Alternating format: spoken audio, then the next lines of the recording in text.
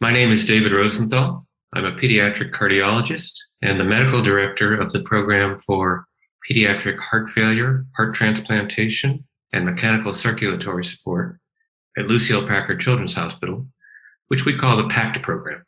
The heart transplantation program has been in operation for many decades, has a deep vein of experience, and takes on children of the most complex nature. We treat children up to age 18, and for particularly complex children with congenital heart disease, we extend that age range up to 25 years. To date, we have performed over 440 heart transplantations here and implanted over 160 VADs. These numbers place us among the largest and busiest programs in the country.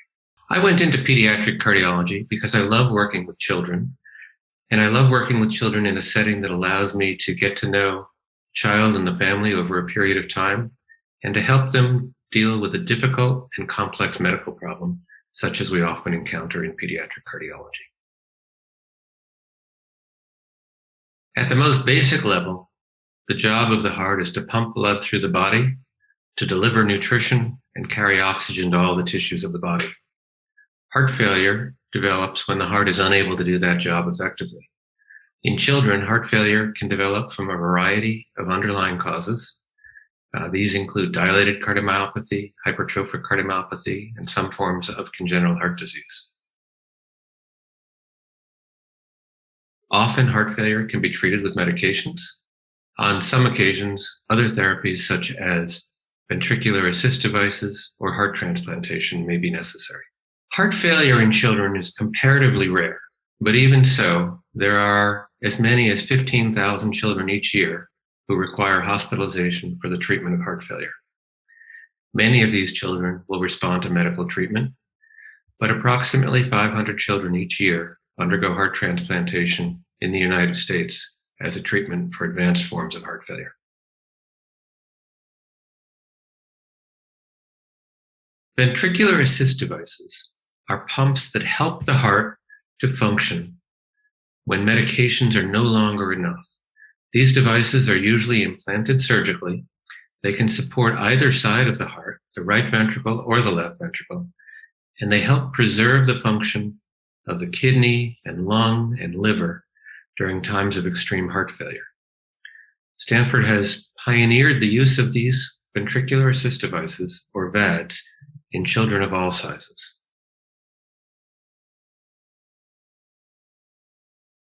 Over the last 20 years, we've made remarkable advances in the treatment of heart failure for both children and adults. Early initiation of medications can dramatically improve the course of children with heart failure, keeping them from developing symptoms and delaying the progression to more serious forms of heart failure.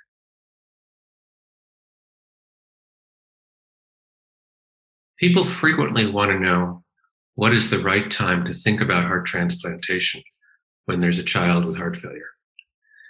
There's no one right answer to that question that applies to all children.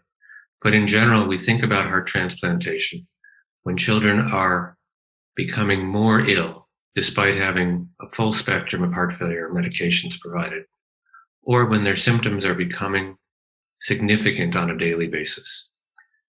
The determination of this moment is usually best made in a collaborative way between the cardiologist who is taking care of the child on a daily basis and the referral center that performs heart transplantation.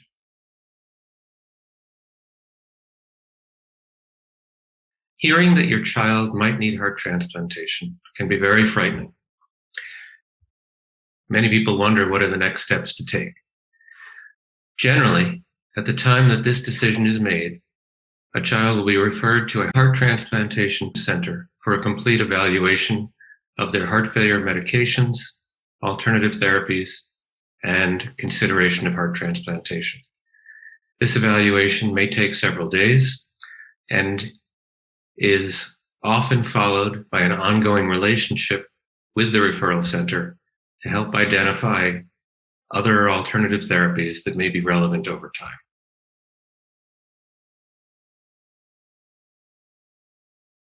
By the time a child is considered for heart transplantation, it's quite common that heart failure will have affected nearly every aspect of his or her life. Therefore, the heart transplantation team consists of physicians with multiple specialties, as well as providers of multiple disciplines, including psychology, social work, nursing, cardiologists, and transplant surgeons. Working together, a complex team of this sort can address all of the different problems that are associated with heart failure and that are required to be addressed in order to achieve the best results from transplantation. When a child is accepted for heart transplantation, he or she is then placed on a transplant wait list. Depending upon the child's age and level of medical illness, they may have to wait for as long as 1 to 2 years in order to receive a heart transplantation, while those who are at the very sickest levels may be able to receive a donor within 30 to 60 days. Stanford has worked hard to try and shorten the waitlist time for the patients who are waiting for heart transplantation here. Among the things we have done in recent years is to introduce the concept of determining the exact size of the patient's heart and the donor's heart using CT scanning, rather than the older methods of estimating that size based on the overall body size of the patient and the donor. By doing this, we've been able to accept donors that we previously would not have accepted and shortened the waitlist time for those children. Some children will become more ill while waiting for a suitable heart donor. In those cases, the skills and expertise of an advanced pediatric ICU, such as the cardiovascular ICU at Stanford, are necessary in order to stabilize such a child and extend the possibility of successfully receiving a heart transplantation. In more severe cases, it may be necessary to use an artificial heart pump, known as a ventricular assist device, in order to stabilize such a child.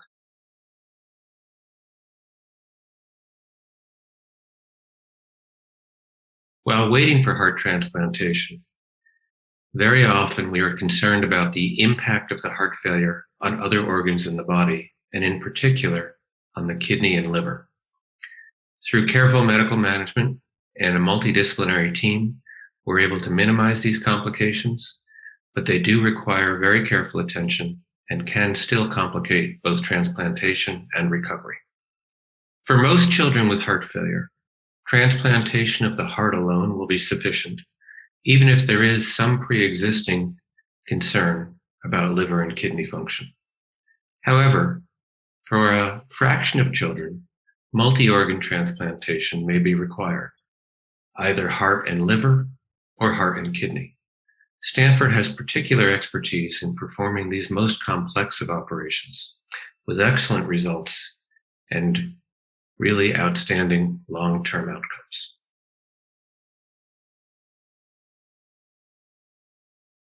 Following transplantation, our goal is to return the child to a normal life as soon as possible. Typically, hospitalization after transplantation is required for a matter of several weeks, although this can vary enormously from one patient to another. There's then a further period of recovery, and finally, after several months, we expect children to be able to re-enter their normal lives, including returning to school. At this time, we would expect symptoms to be very minimal and to not interfere with daily life.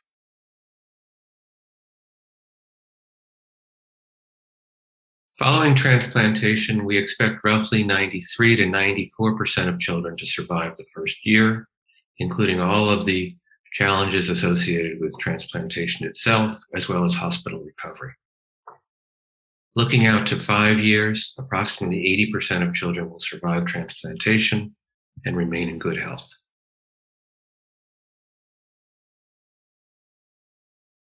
A small number of children who undergo heart transplantation may in the future require consideration for a second heart transplantation. This is not something that is routinely done, but can be performed when necessary.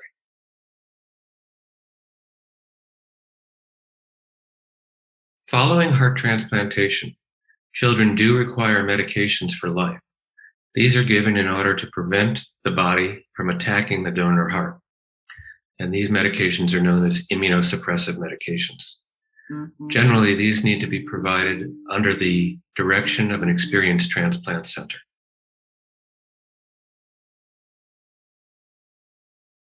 It's really important to have a clear understanding of what life after heart transplantation looks like. On the one hand, children who've received heart transplantation continue to have a chronic disease that requires sophisticated management and ongoing use of medications. On the other hand, they are generally free of symptoms, able to participate in a wide variety of daily activities, and generally speaking, can rejoin the life that they had previously. Overall, children, when asked, have rated quality of life after transplantation as very high. In Lucile Packard Children's Hospital, we have a deep, long-standing commitment to heart transplantation. We performed the first pediatric heart transplantation more than 30 years ago and have been in continuous operation ever since.